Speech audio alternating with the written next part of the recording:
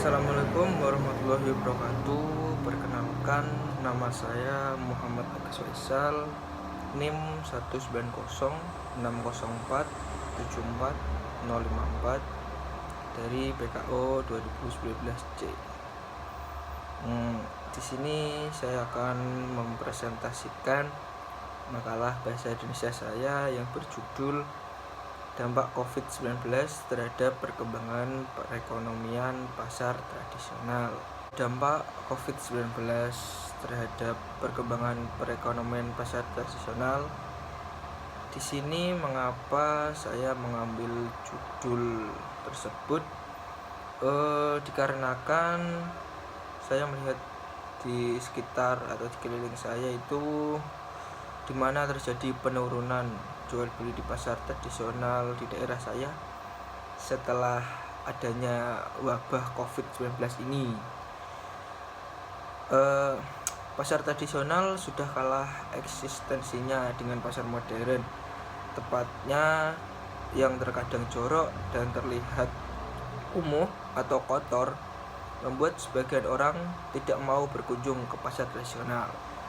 Namun pada saat ini terjadi wabah penyakit yang dikenal dengan COVID-19 ini yang mengakibatkan pasar tradisional banyak sekali mengalami penurunan dikarenakan adanya penerapan di rumah saja oleh beberapa daerah dan terjadi banyak peraturan dilarang seperti berkerumun atau berkumpul dengan banyak orang.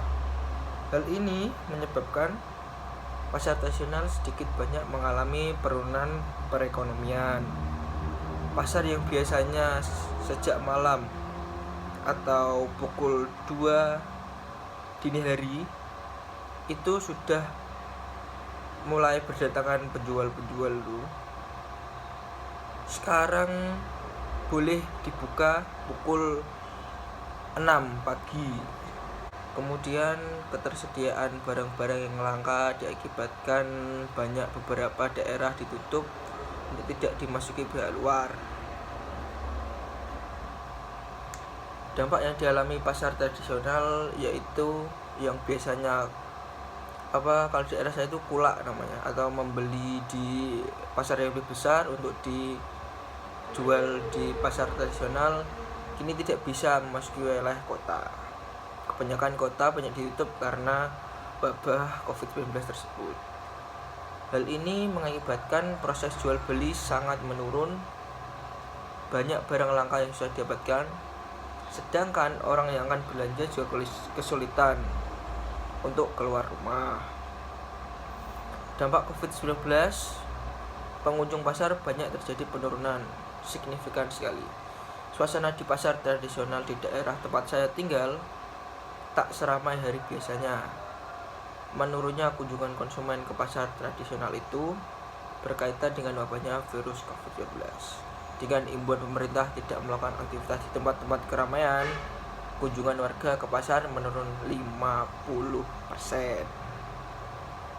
Dampak COVID terhadap proses jual beli di pasar tradisional. Indonesia sebagai negara yang sedang berkembang terus berupaya meningkatkan pembangunan ekonomi untuk mewujudkan masyarakat demokratis yang keadilan dan sejahtera. Mendefinisikan pembangunan ekonomi merupakan suatu proses pembangunan yang dilaksanakan oleh suatu negara atau daerah dalam rangka memakmurkan warga negara atau daerah setempat. Pembangunan ekonomi mengarah pada kebijakan yang diambil pemerintah guna mencapai tujuan ekonomi yang mencakup